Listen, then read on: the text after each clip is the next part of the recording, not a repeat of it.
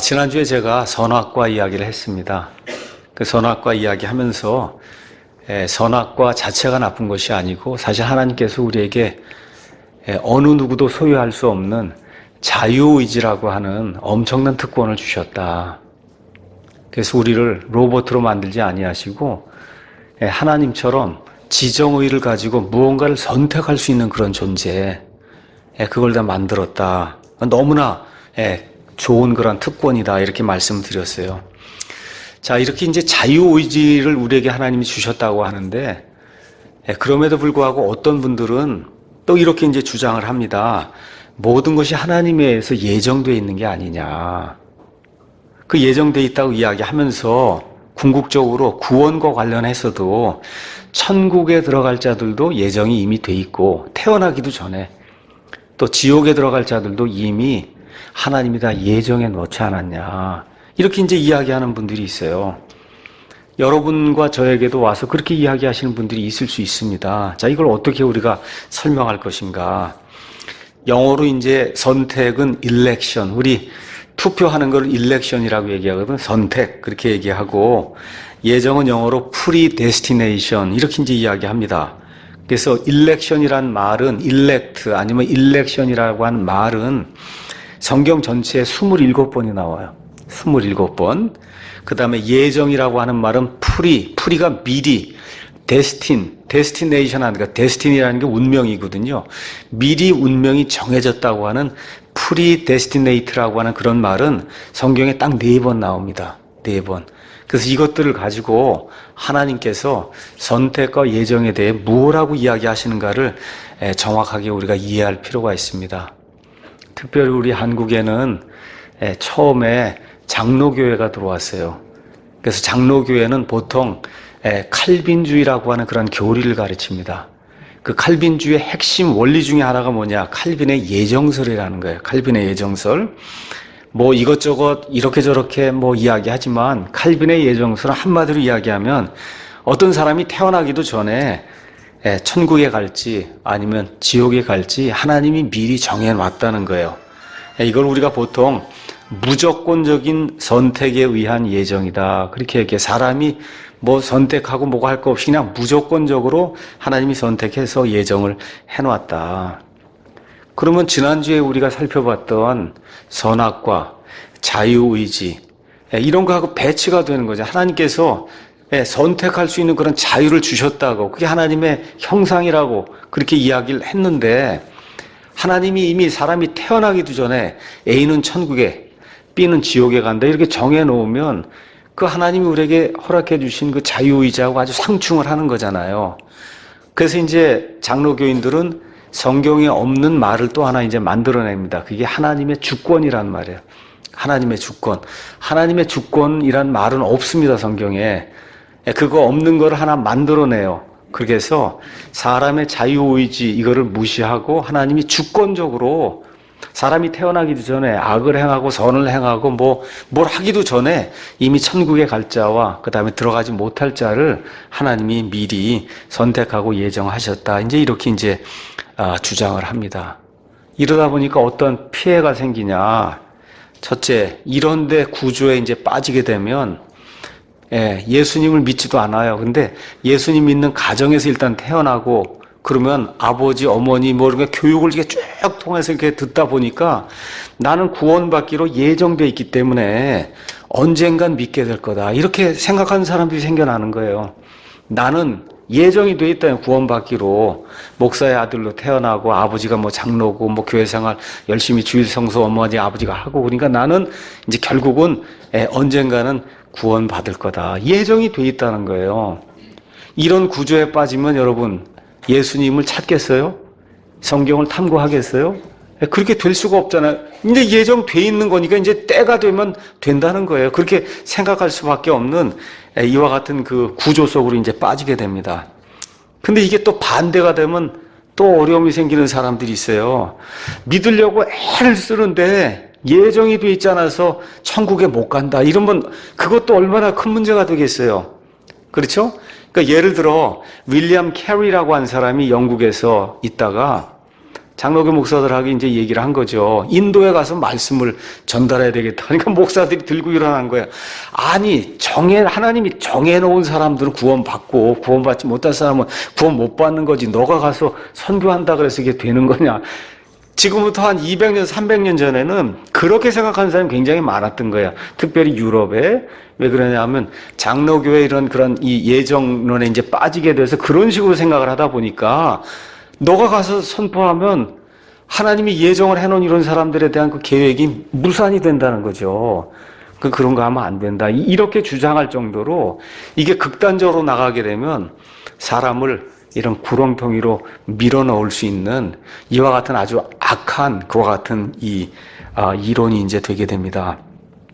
자, 그래서 일단 오늘은 좀 지난주에 자유의지에 대해서 얘기했으니까 오늘 하나님의 선택과 예정에 대해서 성경이 뭐라고 이야기하는가를 제가 이제 여러분에게 말씀드리려고 합니다. 여러분에게 성경을 펴서 말씀을 드리기 전에 하나님이 일단 저와 여러분에게 이성을 주셨죠. 그렇죠? 머리로 생각할 수 있도록 그렇게 만들어 주셨잖아요. 그렇지 않습니까? 그럼 한번 일단은 저와 여러분이 하나님의 영이 들어있어요. 하나님의 형상을 우리가 가지고 있어요. 자, 과연 그러면 이렇게 하는 하나님이 과연 공정한 하나님일까요? 여러분 생각 한번 해보세요. 성경으로 들어가서 제가 이야기하기도 전에 일단 이 사람이 믿고자 하든지 믿고자 하지 아니하든지 간에 이미 이 사람이 태어나기 전에 너는 지옥에 가야 된다. 너는 천국에 가야 된다고 이렇게 정해 놓는 게 그게 과연 공정한 건가? 여러분 생각 어떠세요? 그건 아주 이 세상에서 가장 불공정한 행위잖아요. 그렇죠? 그러니까 이미 우리 이성과 우리가 가지고 있는 그런 그 논리와 이런 모든 걸 다 동원해도 정신이 올바르게 들어있으면 그런 일은 불공정하다고 이야기할 거예요. 불공정해요. 그럼 성경 전체를 볼 때 하나님의 속성 중에 가장 큰 속성이 뭐냐?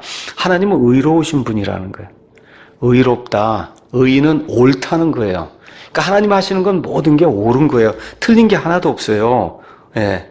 그래서 이런 식으로 불공정한 일을 한다고 하면 말 그대로 하나님이 아니세요. 우리 사람도 그렇게 하면은 반발하지 그냥 있겠어요? 우리가 아이들 키우는데 A하고 B 둘을 낳았단 말이에요. A만 많이 사랑하고 첫째만 엄청 사랑하고 둘째 그러면 집안에 문제 생기죠. 어릴 때는 안 생기지만 나이 들어봐요. 그럼 문제 생긴다고요. 그게 그렇잖아요. 공정하게 부모가 큰 아이도 사랑하고 작은 아이도 사랑하고 이렇게 해야 문제가 안 생기지. 너 하나는 죽을 놈이다. 너 하나는 살 놈이다. 이렇게 해놓으면 그게 문제가 사람들 가운데도 생기는데 온 우주 공간을 치리하신 하나님이 그런 방식으로 사람을 치리하고 뭐 사탄과 마귀들 이런 걸 그렇게 치리한다 그러면 어느 누구도 그런 존재를 하나님이라고 인정할 수가 없습니다. 그래서 하나님께서 자신의 형상에 따라 우리에게 선택할 수 있는 자유의지를 줬다. 이건 다 맞는데 구원만큼은 하나님이 예정해 놨대. 그거 안 되잖아요. 벌써 갈등이 생기고 모순이 생기는 거 아닙니까? 그렇죠? 그래서 한 가지 확실한 그런 사실이 있어요. 이 땅에 살든지 아니면 나중에 천국에 가서 살든지 또 어떤 사람은 지옥에서 삽니다. 어디에 가서 살든지 거기 속한 모든 존재가 하나님은 분명하게 공정하시다고 이야기하는 그런 분이래야 저와 여러분이 그분을 신뢰할 수 있는 겁니다. 그래서 창세기 18장 가서 보시면 소돔과 고모라 땅을 심판하시겠다 하나님이 말씀하신 그런 대목이 나옵니다. 아브라함이 그 이야기를 했더니 아브라함이 아니 그 안에 의로운 자들이 있는데 그 의로운 자들까지 한 번에 다 불의한 자들하고 그렇게 멸하시면 그러면 이 땅의 심판자가 과연 그게 옳은 겁니까? 이 땅의 심판자라고 하면 의롭게 행해야 되지 않겠습니까? 그렇게 하면서 50명, 40명 쭉 그 의인의 수를 나열하는 그런 내용이 나오잖아요. 그러니까 하나님이 그래 내 말이 맞다. 내가 어떻게 의로운 자와 불의한 자를 동시에 멸할 수 있겠냐. 그럼 한번 의로운 사람 숫자를 대보라고 하나님 쭉 얘기하신 그런 내용이 나오거든요. 성경 전체를 가서 봐도 어디 봐도 하나님은 공정한 분이에요. 공의로운 그런 분입니다. 이런 일들을 이제 기억을 하면서 성경이 예정이라고 하는 거에 대해서 뭐라고 이야기하는지 선택이 뭐라고 이야기하는지 성경 말씀을 통해 우리가 살펴보도록 하겠습니다. 아까 제가 말씀드린 대로 예정이라고 하는 말은 성경에 딱 4번만 나와요. 그것도 신약 성경에 4번만 나오니까 일단은 4번 나오는 그 예정이라고 한 말이 어떤 용례로 쓰였는가. 저와 여러분이 성경 신자라고 이야기할 때는 사람의 말을 따르는 게 아니야. 이 성경이 뭐라고 이야기하느냐. 그렇죠? 그게 성경 신자예요. 그래서 예정이라고 하는 말이 어디에 처음 나오냐. 로마서 8장 29절에 처음 나옵니다. 로마서 8장 29절 30절에 해서 2번 나옵니다. 거기 가서 제가 읽어볼게요. 그분께서는 자신이 미리 하신 자들을 또한 예정하사 자신의 아들의 형상과 같은 모습이 되게 하셨다. 예정이 이제 나옵니다. 30절에 뿐만 아니라 그분께서는 자신이 예정하신 자들을 부르셨다. 이렇게 이제 나와요. 에베소서 1장 5절에 가서 보니까 하나님께서 자신의 크게 기뻐하시는 뜻에 따라 우리를 예정하사 예수 그리스도를 통해 자신의 아이로 입양하셨다. 우리 믿는 사람들을 입양했다는 거예요. 로마서에 지금 나와 있는 것도 미리 아신 자들, 그를 누구예요? 그 미리 아신 자들 예정해서 예수 그리스도의 그 형상과 똑같이 만든 그런 일을 하셨다. 마지막으로 에베소서 1장 11절에 모든 것을 자신이 뜻하신 계획대로 이루시는 분의 목적에 따라 우리가 예정이 되어 또한 그분 안에서 상속 유업을 얻었다. 이렇게 나와요. 그 예정은 성경에 4번 나옵니다. 그 예정이라고 하는 predestinate라고 하는 그런 말을 가서 보면 예정은 첫째 성도들에게만 적용이 되는 말이에요. 불신자에게 적용이 안 되는 말이에요. 여기 로마서 8장, 에베소 1장에만 지금 예정이 총 4번 나오는데 가서 보시면 다 우리 구원받은 자들에 대한 이야기로만 지금 예정이 나와 있어요. 그렇죠? 그래서 어떻게 하나님이 구원받은 자들을 예정하시냐? 자신의 아들의 형상과 같은 모습으로 그렇게 되도록 예정을 하셨다는, 구원받은 자들을 하나님의 아이로 입양하신다는 거예요. 그래서 상속 유업을 준다는 거예요. 그러니까 예정이라고 하는 말 자체는 구원과 관련돼서 어떤 사람이 천국에 들어가고 어떤 사람이 지옥에 들어간다고 하는 그런 의미의 예정으로는 성경에 쓰인 적이 없다는 거예요. 그래도 어쩔 수 없이 우리가 예정이란 말을 씁니다. 그럼에도 불구하고 성경적으로 예정이라고 하는 말은 오직 구원받은 사람들에 대해서만 지금 쓰고 있는 거예요. 그래서 그 구원받은 사람들의 신분, 그 다음에 이 사람들이 받을 보상, 이것이 예정이 돼 있다는 그런 의미로만 예정이란 단어가 4번 쓰인다. 일단 이해하셨죠? 자, 그럼 이제 선택에 대해서 이야기하겠습니다. 저와 여러분이 이제 구원받습니다. 제가 이제 설교를 할 때 구원 어떻게 받는지 하고 이야기하냐, 복음을 이렇게 전달을 하고 그 복음에 나와 있는 그대로 내 죄를 인정을 하고 하나님께로 돌이키고 예수님을 믿음으로 내 행위와 상관없이 구원받습니다. 우리 사람 편에서는 그렇게 돼 있어요. 그렇죠? 예수님이 누구신가 정확하게 알고 예수님만 신뢰하고 예수님만 따르겠다고 이렇게 작정을 하고 예수님을 내 마음속으로 모셔드리면 그게 구원이다. 그래서 그렇게 하라고 이렇게 말씀을 드리니까 과정이 그럼 하나뿐이 없는 거구나. 그분을 믿는 것뿐이 없는 거고 늘 그렇게만 들으니까 그렇잖아요. 근데 성경 가서 보시면 그게 몇 가지 과정으로 되어 있어요. 우리 편에서는 믿는 거 하나뿐이 없는데 하나님 편에서는 그게 몇 가지 과정으로 되어 있어요. 그 전체를 다 구원이라고 생각해도 돼요. 근데 우리 사람 편에서 하는 거하고 하나님 편에서 보는 거는 하나님 편에서 몇 가지 과정이 있다. 그 과정이 베드로전서 1장하고 그 다음에 로마서 8장에 그 과정이 정확하게 이렇게 나열이 되어 있습니다. 그래서 그 2가지를 보면서 선택이 무엇인가를 여러분에게 말씀드리도록 하겠습니다. 먼저 베드로전서 가서 보겠습니다. 베드로전서 1장에 가서 보니까 이렇게 이제 기록이 되어 있습니다.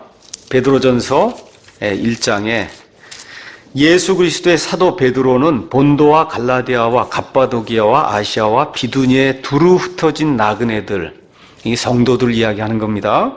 곧 그 성도들은 어떤 사람들이냐?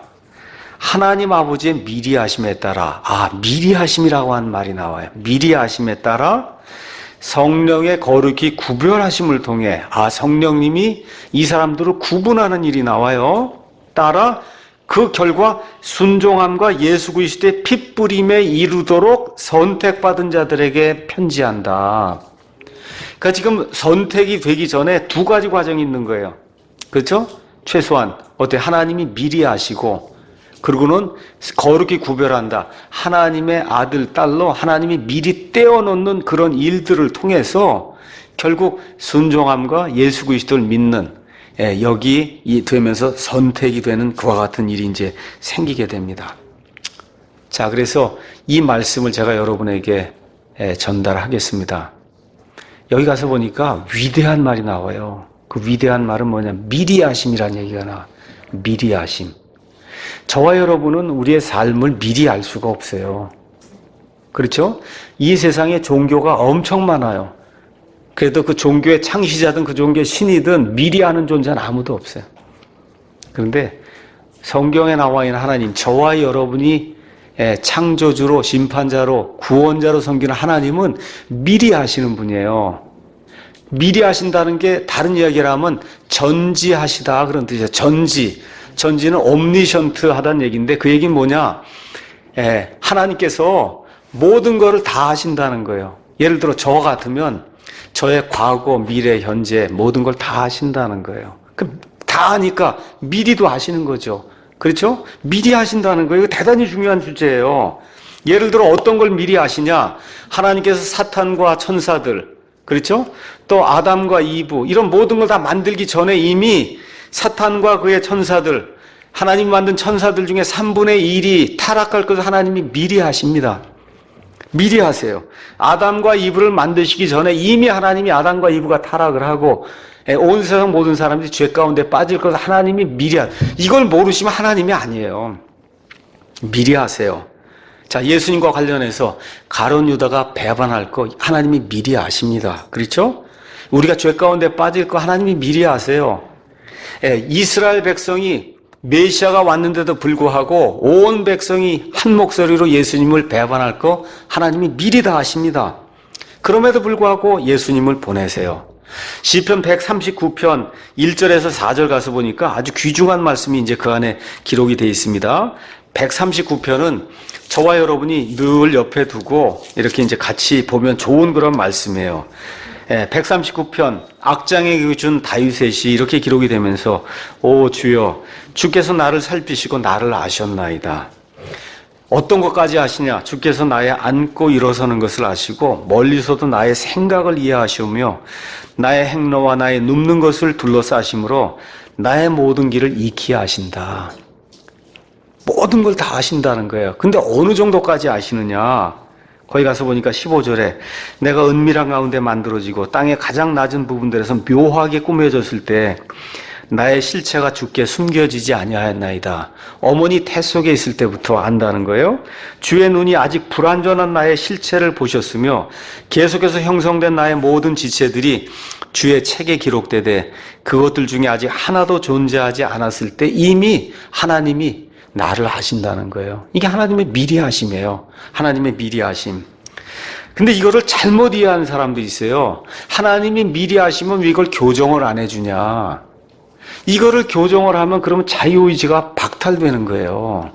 하나님이 모든 걸 아시지만 하나님의 계획에 따라 사탄도 창조하시고 천사도 창조하시고 사람도 창조하시고 다 창조하세요. 미리 하시지만 간섭하지 않습니다. 이걸 간섭해서 내가 원하는 대로 바꿔놓으면 그건 로봇이지 더 이상 이 지정의를 가진 그와 같은 인격체가 아니에요. 그래서 하나님께서 사람에게 주신 자유의지를 하나님이 마음대로 이렇게 주무르지 않습니다. 심지어 가룟 유다 같은 경우도 배반할 걸 다 아심에도 불구하고 간섭하지 않으세요. 그 가룟 유다는 누구 때문에 지옥에 가는 거예요? 본인 때문에 가는 거예요. 본인 때문에. 본인의 죄 때문에 본인이 선택하고 지옥에 가는 거예요. 예. 이스라엘이 불순종하는 것, 하나님을 대적하고 예수님을 대적하는 것 미리 아시지만 하나님 거기 바리새인들, 서기관들 마음을 돌려갖고 로봇처럼 만들어서 받아들여라. 하나님 그렇게 하지 않습니다.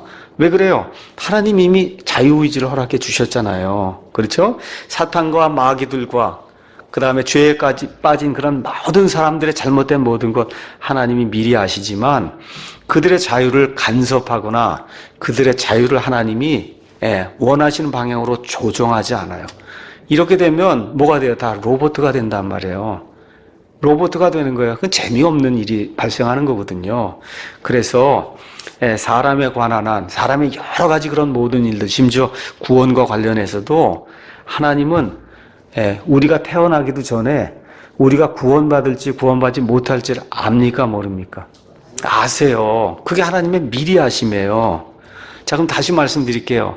이걸 잘 기억하셔야 됩니다. 하나님이 미리 아심에 근거해서 사람을 선택한다 하니까 그러면 그게 어떻게 되는 거냐? 잘 들으셔야 돼요. 이게 묘한 얘기입니다. 자, 사람이 어떻게 구원받냐? 제가 아까 말씀드린 사람 편에서는 복음이 제시가 되면, 그렇죠? 내가 죄인인 것을 깨닫고 예수님 외에는 나를 구원하실 분이 없구나. 이걸 정확하게 이해를 하고 예수님만이 나의 구원자입니다 하고 하나님께로 회개하고 돌이켜서 예수님을 받아들여요. 이렇게 하면 그 사람이 구원받는 거예요. 그렇죠? 예. 자, 그래서 한 사람이 어떤 전체 생애를 한번 볼 것 같으면 성경에 나와 있는 대로 하나님은 이 세상에 태어나는 모든 사람에게 하나님을 알 수 있는 빛을 주신다고 이야기했어요. 양심을 통해서 또 이 세상의 천지 만물에 있는 그와 같은 창조 세상을 통해서 또 지금은 예수 그리스도를 통해서 하나님이 모든 사람에게 빛을 주세요. 사람이 믿음을 가지고 그 빛에 반응을 하게 되면 그러면 구원받는 겁니다. 그렇죠? 그래서 그렇게 돼서 믿음으로 반응하는 사람이 있고 죽을 때까지 해도 믿음으로 반응하지 않는 사람이 있는 걸 하나님이 아십니까? 모르십니까? 아세요. 그러니까 A라고 하는 사람에게 복음이 전달이 됐어요. 근데 A라고 하는 사람이 처음엔 받아들이지 않지만 나중에 시간이 지나면서 죽기 전에 예수님을 알고 깨닫고 받아들인 걸 하나님이 미리 아세요. 그렇죠? 그 미리 아심에 근거를 해서 이 사람을 선택을 하시는 거예요.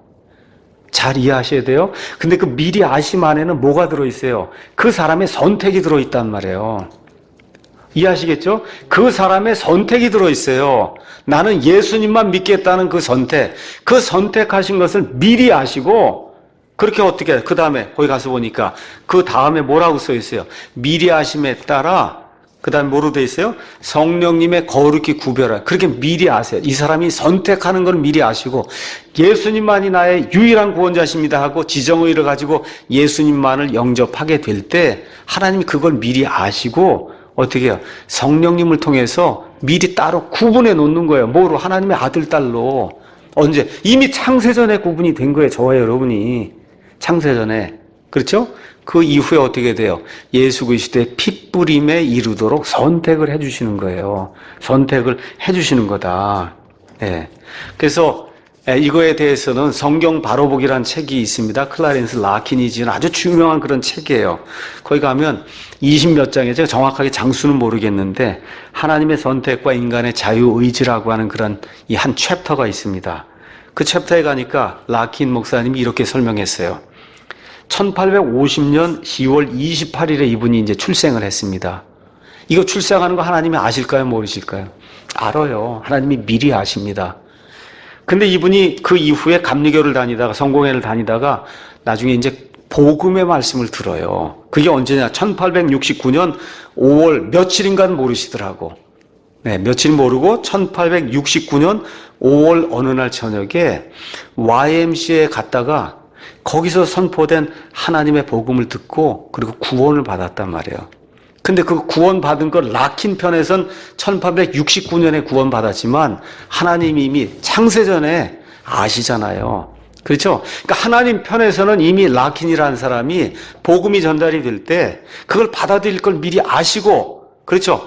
왜 아시는 거 안에 뭐가 들어있어요? 라킨이 복음이 전달되니까 의지적으로 예수님을 영접하는구나. 하나님이 아시고 성령님의 거룩히 구분하심을 통해 성도로 구분해 놓으시고 예수님의 핏부림에 딱 이르도록 선택을 해 놓으니까, 그러니까 이 사람은 100% 구원받는 거예요. 때가 돼서 드디어 창세전에 이 모든 일들이 선택이 다 됐지만 때는 언제예요? 1869년 5월의 어느 날 저녁에 라킨 입장에서는 그날 구원받는 것이 그에게 보여지게 되는 그런 일이다. 이런 걸 저와 여러분이 기억을 하셔야 돼요. 그렇죠? 예. 이것이 구원받는 사람이 구원받는 과정이에요. 그러니까 우리 편에서는 단순하게 믿는다 하지만 하나님 편에서는 이미 미리 아시고 우리의 자유의지를 발동을 해서 예수님을 받아들이는 걸 미리 아시고 그리고 어떻게 해요? 구분하시고 그리고 우리를 선택을 해 주신다. 자, 바울의 이야기를 또 한번 가서 보겠습니다. 로마서 8장. 로마서 8장 가서 보니까 구원받는 그 과정을 몇 가지로 구원받아서 나중에 하나님의 영광에까지 이르는 과정이 그 안에 기록이 되어 있습니다. 8장 29절. 그분께서는 자신이 미리 하신 자들을 또한 예정하사 자신의 아들의 형상과 같은 모습이 되게 하셨나니 이것은 그분이 많은 형제들 가운데서 처음 난 자가 되게 하려 하십니다. 뿐만 아니라 그분께서는 자신이 예정하신 그들을 또한 부르시고 자신이 부르신 그들을 또한 의롭다 하시고 자신이 의롭다 하신 그들을 또한 영화롭게 하셨느니라. 여기도 똑같아요. 구원의 과정, 하나님 편에서 하시는 겁니다. 지금 이건 그렇죠? 하나님 편에서 첫째 단계는 뭐예요? 미리 하시는 거예요. 미리 하시는 거. 인간의 자유의지, 인간이 자유의지를 스스로 발동을 해야 돼요. 받아들여야 돼요. 받아들이는 자들을 하나님이 미리 아시고, 그렇죠? 그 어떻게 해요? 예정을 하는데 어떻게 예정을 하세요? 예수님처럼 되게 하신다는 거예요. 예수님처럼 되게 하신다. 그래서 잘 들으셔야 돼요. 가서 보니까 자신의 아들의 형상과 같은 모습, 형상은 똑같은 게 형상이에요. 저와 여러분이 구원받으면 예수님하고 거의 똑같은 사람이 되는 거예요. 그게 구원받는 거예요. 도장으로 찍으면 그게 형상이 나타나듯이 저와 여러분이 지금 미천하고 죄 많고 이렇지만 하나님 편에서 이제 나중에 구원받아서 이제 우리가 이제 구원 지금 받아갖고 나중에 영화롭게 우리가 변화가 되면 예수님하고 거의 똑같은 그런 사람이 되는 거예요. 그래서 뭐예요? 우리가 아들이 되는 거예요.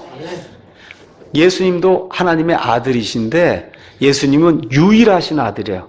하나님과 유일하게 관계를 맺고 있는 아들이고 저와 여러분은 어때요? 입양이 된 아들이에요. 입양이 된 아들. 그러니까 하나님 편에서 나중에 가서 보면 아들이 거의 똑같이 생긴 그런 아들이 수도 없이 생기는 거예요. 수도 없이 생기는 거다. 왜 그렇게 만드냐? 이것은 그분이 많은 형제들, 하나님의 그 아들들이 많은데 그 가운데서 처음 난 자, 첫째 아들. 이건 꼭 첫째라기보다 뛰어나다는 거예요. 구약성경에 가서 보시면 처음 난 자는 뛰어난 걸 상징하는 거거든요. 그래서 그 예수님이 그 많은 아들들 가운데 이 다음에 이제 모든 것을 예수님과 함께 공동으로 상속해 저와 여러분이 공동 상속자예요. 그 공동 상속자 중에 가장 뛰어난 분이 예수님이시다. 그렇게 하시려고 우리를 예정하신다. 이렇게 이제 나옵니다. 자, 이렇게 한 다음에 그게 뭐가 있어요? 이렇게 해서 예정을 하시죠. 선택을 하시고 아까 베드로 전서 1장에 있는 말씀에 따를 것 같으면 성별을 하세요. 그래서 미리 하시고 그 다음에 예정하시면서 선택하시고 성별해서 아예 떼어놓는 거예요. 그렇죠? 우리가 태어나기도 전에 이미 아시니까 떼어놓는단 말이에요. 그렇죠? 이렇게 한 다음에 어떻게 해요? 그들을 부르신다는 거예요. 근데 이렇게 된 사람은 당연히 그 부르심에 반응하겠죠. 아멘하고 예수님을 따를 수밖에 없잖아요. 그렇죠? 의지를 가지고 하는 걸 나타내 보인단 말이에요. 이렇게 한 이 사람들을 하나님이 너는 죄 없는 자라고 칭의, 의롭다고 인정을 해주신다는 거예요. 그렇죠? 맨 마지막 이렇게 된 자를 하나님이 영화롭게 하신다. 그래서 어디까지? 하나님의 본성에 참여하는 자들까지 되도록 그렇게 만들어 주신다는 거예요. 이게 구원의 전체 과정이 하나님 편에서 봤을 때 이해하시겠죠? 하나님 편에서 봤을 때 구원의 과정은 이렇게 몇 가지 이런 과정을 이제 거친다. 거기에 가장 첫째가 뭐예요? 미리 하심. 그 미리 하심에 뭐가 포함되어 있어요? 저와 여러분이 우리의 의지를 발동을 해서 예수님만이 유일한 구원자시라고 하는 이 고백을 하고 예수님을 받아들이는 이 과정이 그 안에 포함이 되어 있어요. 그렇죠? 그래서 성경이 이야기하는 예정 아니면 선택은 미리 하심에 근거한 예정, 미리 하심에 근거한 선택인데 그 미리 하심에는 저와 여러분이 선택하는 자유의지가 그 안에 이제 포함이 되어 있는 겁니다. 그렇죠? 예, 그래서 마찬가지로 구원받지 못한 자들도 이런 의미에서 하나님이 선택하세요. 지옥으로 선택하세요. 왜? 뭐 때문에? 미리 아심을 통해. A라고 하는 사람이 태어난 거 하나님이 다 아십니다. 몇 년 몇 월에 태어나요.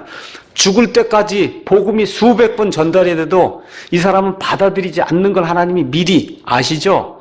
미리 아시면 어떻게 해요? 미리 아심에 근거해서 이 사람은 지옥 갈 자로 하나님이 선택을 하신단 말이에요. 무슨 얘기인지 아시죠? 여기에 뭐가 포함이 되어 있어요? 그 사람의 자유의지가 포함이 되어 있어요. 그 사람의 자유의지가, 이것이 성경이 이야기하는 미리 아심에 따른 선택이다. 그래서 우리는 무조건적인 선택을 믿지 않고 성경에 따라 예지, 예정, 아니면 예지 선택을 믿는 거예요. 예지 선택. 자, 근데 성경에 가서 보시면 이런 이상한 구절들이 있습니다. 예를 들어 한번 읽어보겠습니다. 요한복음 15장 16절. 요한복음 15장 16절. 너희가 나를 택하지 아니하고 내가 너희를 택하여 세웠나니 이것은 너희가 가서 열매를 맺게 하고 또 너희 열매가 남아있게 하려 하며 또 너희가 내 이름으로 아버지께 무엇을 구하든지 그분께서 그것을 너희에게 주게 하려 하십니다. 이런 구절. 그러니까 우리는 아무것도 안 해도 뭐가 다 되는가 보다 이렇게 생각하는, 이거 선택이잖아요. 그렇죠? 이런 게 있어요. 아주 또 재미있는 구절이 사도행전 13장에 있습니다. 한번 가서 보시죠. 이런 구절 가서 보시면 이게 또 이런 게 있나 가서 읽습니다. 13장 48절. 이방인들이 이 말들을 듣고 즐거워하며 주의 말씀에 영광을 돌리고 영원에 이르도록, 영원한 생명에 이르도록 정해진 자들은 다 믿더라. 여러분 여기에 미리 하심이라는 거 알지 못하고 하면 정해졌구나. 그렇죠? 장로교에서 주장하는 게 그거예요. 정해진 자들이 있다. 이거 그렇게 나오면 곤란한 거예요. 왜 그래? 성경을 전체적으로 본 게 아니거든요. 그래서 성경 전체로 저와 여러분이 꼭 기억하셔야 될 게 있어요. 이런 구절이 몇 구절이 나옵니다, 성경에. 그렇죠? 이런 거 갖고 와서 미리 정해졌다, 그런 거 떨 필요가 없어요. 뭘 보여주시면 돼요? 베드로전서 1장, 로마서 8장에 따라 미리 아심에 따라 하나님이 선택하시고 미리 아심에 따라 운명이 정해진다는 거예요. 근데 그 미리 아심에는 뭐가 포함이 되어 있어요? 사람의 자유의지가 이미 포함이 돼 있는 거예요. 이게 지금 성경이 이야기하는 거예요. 이렇게 돼야 하나님의 주권, 그렇죠? 인간의 자유의지, 이런 모든 것이 균형을 이렇게 이뤄가면서 하나님이 항상 올바르게 일을 집행하시는 것이 드러나잖아요. 이런 하나님이라 저와 여러분이 믿고 따를 수 있는 하나님 아닙니까? 그렇죠? 이렇게 돼 있는 거예요. 그래서 에베소서 1장 말씀을 제가 한번 읽습니다. 이런 말씀 이제 읽으실 때 미리 하심을 기억을 하면서 이제 읽으시는 거예요. 에베소서 1장 1절. 하나님의 뜻으로 말미암아 예수 그리스도의 사도가 된 바울은 에베소에 있는 성도들과 그리스도 예수님 안에 있는 신실한 자들에게 편지하노니 하나님 우리 아버지와 주 예수 그리스도로부터 은혜와 평강이 너에게 있기를 원하노라. 누구에게 보낸 편지입니까? 불신자예요? 성도예요? 성도. 지금 성도에 대한 얘기가 나옵니다. 하나님 곧 우리 주 예수 그리스도의 아버지를 찬송하리로다. 그분께서 그리스도 안에서 하늘의 처소들에 있는 모든 영적인 복으로 우리에게 복을 주셨으니 곧 우리가 사랑 안에서 자신 앞에 거룩하고 흠이 없게 하시려고 세상의 창건 이전에 그분 안에서 우리를 택하셨다. 보세요. 우리를 예정이구나. 이거 아니라 그랬어요. 뭐가 있어요? 먼저 미리 아심이 먼저 있는 거. 미리 아심에 따라 우리를 택하시는 거예요. 미리 아심에 따라. 아시겠죠? 그거를 성경 말씀 나올 때마다 미리 아심 넣을 수 없잖아요. 그렇죠? 하나님의 그 속성을 따라 하나님께서 미리 곳곳에 이런 말씀을 주시고 이런 데는 그런 걸 이미 근거로 해서 지금 말씀을 하고 있는 거예요. 그래서 자신의 크게 기뻐하시는 뜻에 따라 우리를 예정하사 예수 그리스도를 통해 자신의 아이로 입양하심으로써 자신의 은혜의 영광을 찬양하게 하셨느니라. 맨 앞에 뭐가 들어가야 돼요? 미리 하심. 이걸 이해하고 성경을 읽지 않으면 칼빈주의자들이 와서 다 무조건 선택했다고 거기다 빠져 넘어갈 수밖에 없다는 겁니다. 자, 그 이후 또 넘어가서 보겠습니다. 그 이후에 11절.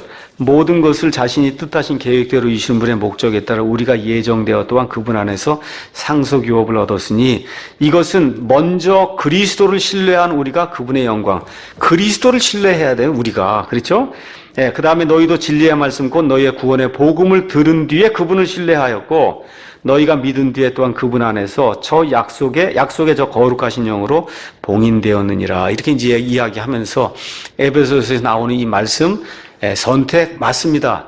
예정 맞습니다. 그러니까 그분들하고 이야기할 때 선택 없다 그러고 예정 없다 그러면 안 돼요. 성경은 선택이 있다 그러고 예정이 있다고 얘기를 해요. 그렇게 얘기를 해요. 근데 뭐가 먼저 선행해요? 미리 아심이 선행을 한다. 미리 아심. 그렇게 이제 이해하시면 됩니다. 자, 지금까지는 제가 구원과 관련해서 개인의 예정과 선택에 대해서 이제 이야기를 했어요. 근데 성경에 가서 보시면 개인이 아니고 하나님이 민족을 선택하는 것도 있어요. 이스라엘이라는 민족을 선택하시잖아요. 그렇죠?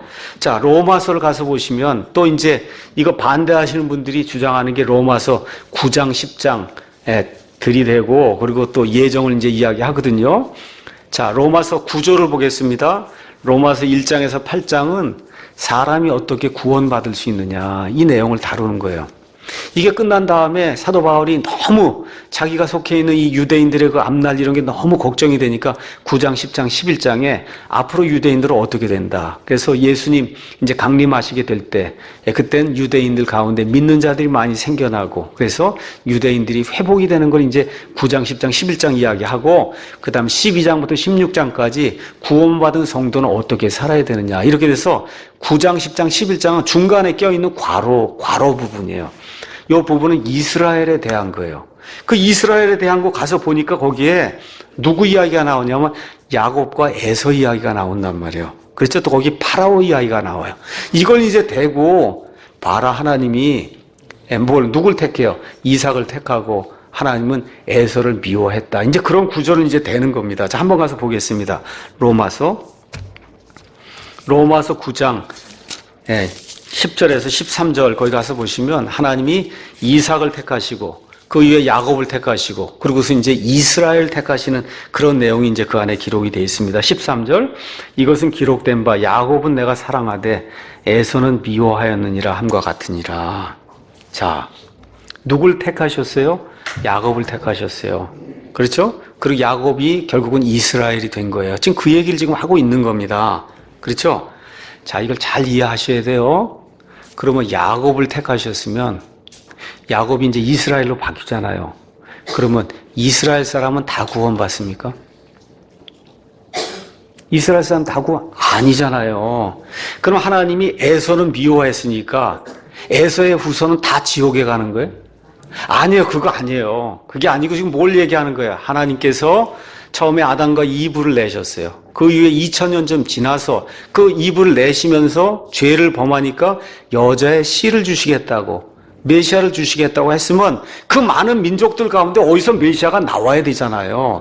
그 일을 이루기 위해서 하나님께서 한 민족을 택한단 말이에요. 그 민족이 누구예요? 이스라엘 민족을 택하셔서 야곱과 에서 그래서 아브라함 그 이후에 여기 이삭과 그 다음에 이후에 지금 야곱과 에서가 나오는데 하나님이 야곱의 라인을 택하시는데 그 택하시는 건 구원을 택하는 게 아니에요.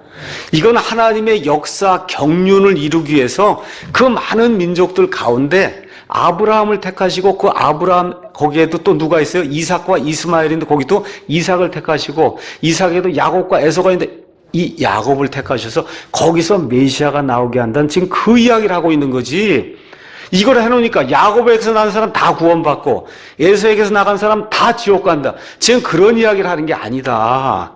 지금 여기 로마서 9장에 나와 있는 야곱과 그 다음에 에서를 택한 이 부분은 하나님께서 인류 역사를 경영하시기 위해서 그렇죠? 여러 민족들 중에 한 민족을 택하는 그 이야기를 하는 거예요.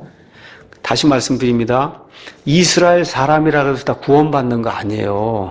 야곱의 후손이라 그래서 다 구원받지 못하는 게 아니라 여기 나와 있는 건 하나님의 인류 경영을 위해서 하나님이 한 민족을 택하는 얘기를 하는 거지.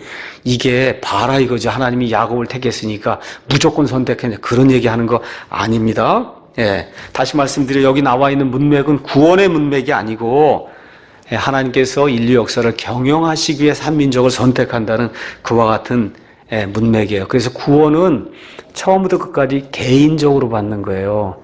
내가 유대인이니까 구원받고 유대인 아니니까 구원, 그거 큰일 나죠. 그러면 그거야말로 또 하나님이 불의하게 행하는 거잖아요. 그래서 이집트 사람이니까 안 되고 안 된다는 거예요. 그런 일이 있을 수 없다. 구원과 관련해서는 모두 개개인이 선택하는 그런 문제다. 그래서 하나님께서 여자의 씨를 내셔야 돼요. 또 그게 들어가서 메시아를 내셔야 돼요. 그 일을 위해서 한 민족을 택했다는 거예요. 뭐 다른 의미 아무것도 없는 겁니다. 다만 구원받는 그 일을 위해서 기회는 모든 사람에게 주신다고 성경이 우리에게 이야기하는 겁니다. 자, 이러고 나서 또 뭐라고 얘기하냐 17절에 성경 기록이 파라오에게 이르기를 내가 바로 이 목적을 위해 너를 일으켰나니 이것은 내가 내 안에서 내 권능을 보이고 내 이름을 온 땅에 두루 밝히 알리려 함이니라 하시나니 그런즉 그분께서 긍휼을 베풀 자에게 긍휼을 베푸시고 또 강팍하게 할 자를 친히 강팍하게 하시느니라. 그러니까 이스라엘 백성은 무조건 긍휼을 베풀어서 하나님이 구원해 주시고 파라오는 하나님이 마음을 딱딱하게 해갖고 하나님을 믿지 못하게 했다는 거예요. 이게 또 이제 이렇게 나오는 거예요. 그쪽에서 파라오는 하나님이 마음을 딱딱하게 하니 어떻게 믿고 싶어도 믿을 수 있겠느냐 이렇게 이제 나오는 거거든요. 이 구절을 이용해서. 이것도 아닙니다.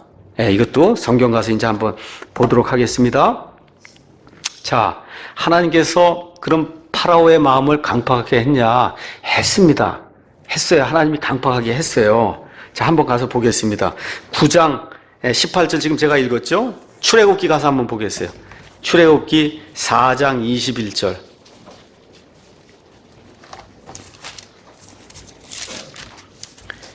하나님께서 이제 모세에게 말씀하시는 거예요. 주께서 모세에게 이르시되 내가 가서 이집트로 돌아가거든 내가 내 손에 든 그 모든 이적들을 파라오 앞에서 행하라. 그러나 내가 그의 마음을 강팍하게 할 터인즉 그가 백성을 가게 하지 아니하리라. 이 말씀 그대로 읽으면 하나님이 마음을 딱딱하게 했으니 파라오는 뭐 믿고 싶고 하나님의 일을 하고 싶어도 어떻게 할 수 있겠느냐 이렇게 이야기할 수 있잖아요. 성경 그렇게 돼 있지 않습니까? 이건 맞아요. 근데 이거는 최종적으로 딱딱하게 하신 거예요. 하나님께서. 가서 한번 보시면은 하나님이 재앙을 몇 개를 주세요? 10개를 주시죠? 10개 주시는데 보세요. 하나님이 파라오의 마음을 강팍하게 하신 것은 6째 재앙부터 하나님이 그렇게 하세요. 5째 재앙 줄 때까지는 누가 자기 자신의 마음을 깍깍하게 하냐? 파라오 자신이 딱딱하게 하는 거예요. 한번 가서 보세요. 8장 15절. 8장 15절. 그러나 재앙이 잠시 연기된 것을 파라오가 보고는 자기 마음을 강팍하게 누가 했어요? 파라오가 하는 거예요. 그렇죠. 19절. 파라오의 마음이 강팍해져서 누가 해요? 파라오가 하는 거예요. 32절 또 가서 보니까 파라오가 이때도 자기 마음을 강팍하게 하며 무슨 얘기예요? 파라오는 처음부터 하나님의 말씀을 들으려고 하는 그런 마음이 없었어요.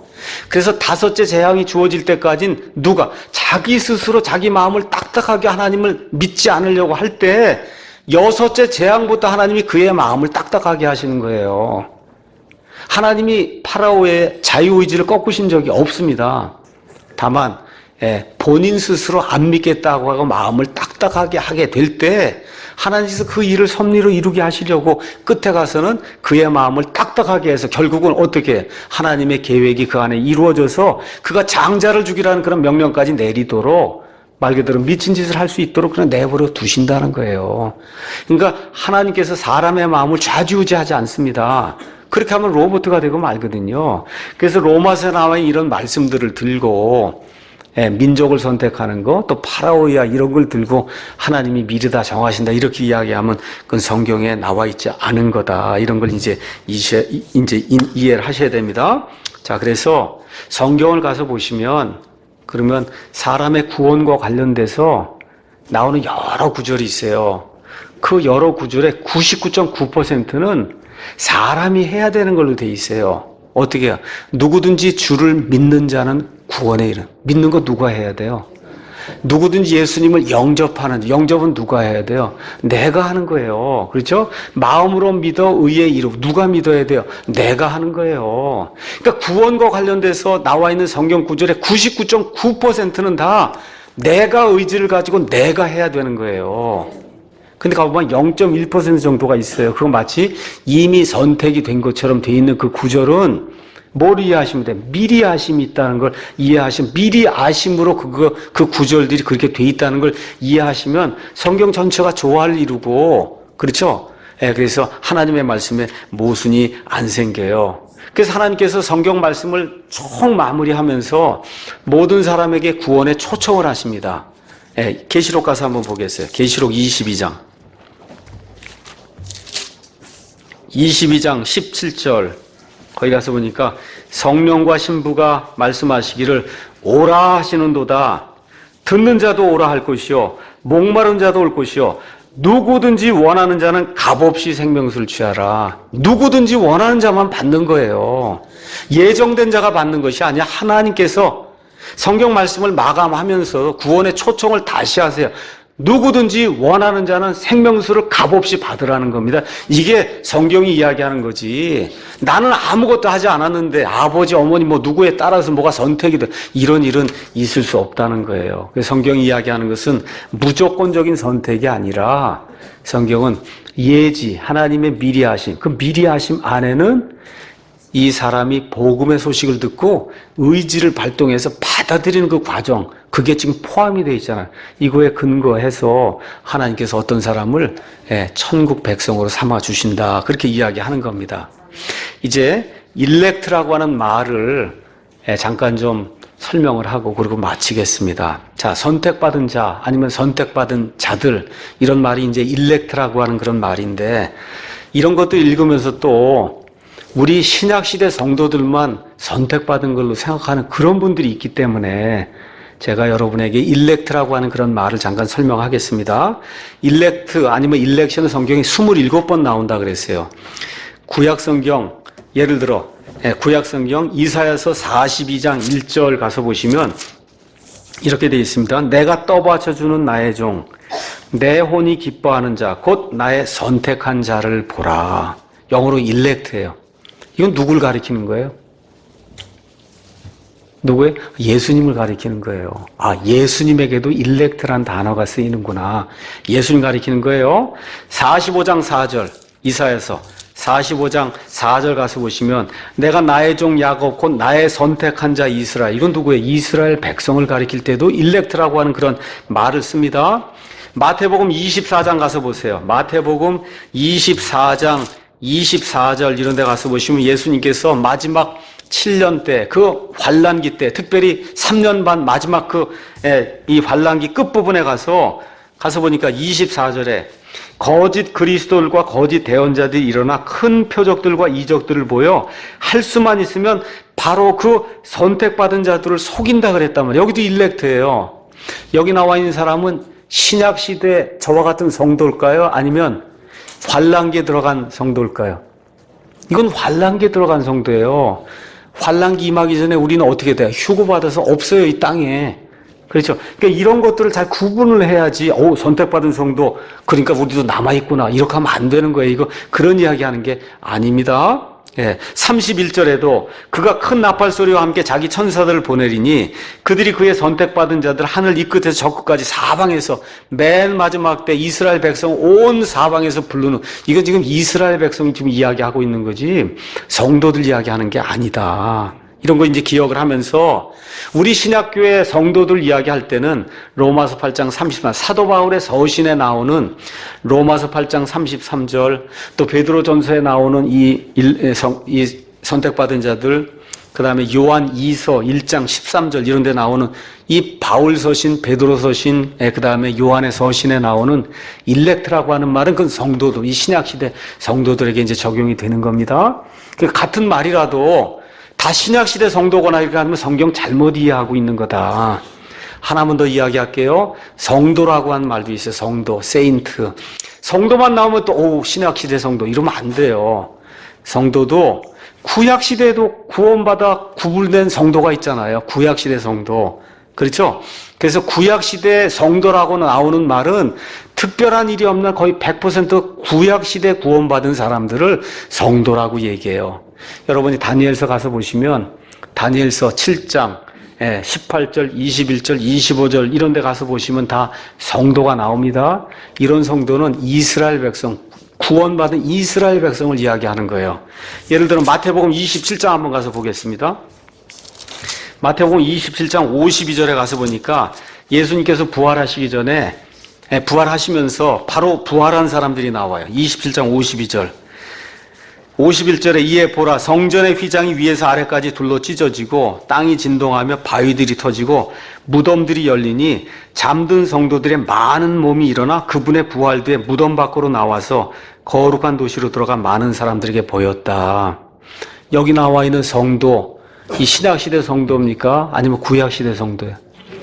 그렇죠. 예수님이 본인이 부활할 거 그거 보여주시고 부활이 정말 있다는 걸 보여주시게 구약시대 성도들 가운데 몇 명을 부활하게 하셔서 예루살렘 도시로 들어가서 이 사람들 부활한 모습을 보여주셨다는 얘기예요. 이런 데 나오는 성도를 신약시대 성도 이렇게 하면 안 됩니다. 이건 구약시대 성도를 이야기하는 거예요.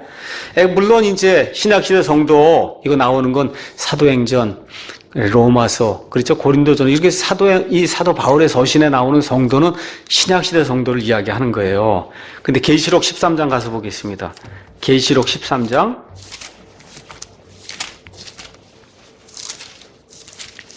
계시록 13장 7절 이런 데 가서 보시면, 그가 성도들과, 적그리스도가 성도들과 전쟁하여 그들을 이기는 것을 허락받고 모든 족속과 언어와 민족들을 다스리는 권능을 받았다. 그렇죠? 10절에도 포로로 끌고 가는 자는 포로로 끌려갈 것이요 칼로 죽인 자는 반드시 칼로 죽임을 당하리니 여기에 성도들의 인내와 믿음이 있느니라.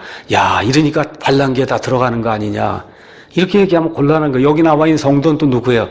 환란기에 들어가 있는, 교회는 이미 다 휴거가 돼 있고, 그렇죠? 환란기에 들어가서 믿음을 가진 사람을 세인트라고. 세인트 의미는 다른 것보다 하나님께로 거룩히 구분해 놓은 자예요.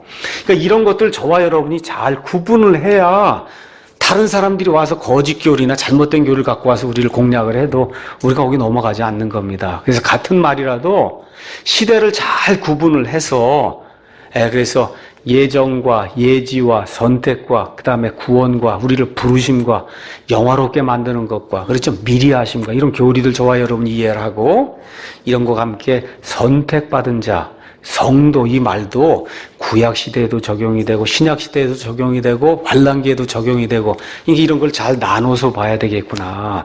이렇게 해야 하나님께서 이 성경을 우리에게 주신 목적이 달성이 되는 거예요. 그걸 잘 이해하는 성도래야 교리에 이런저런 바람에 밀려다니지 아니하고 확고하게 서서 하나님의 말씀 안에서 굳건하게 믿음 생활할 수 있습니다. 오늘 여기까지 하고 마치겠습니다. 잠깐 기도하겠습니다.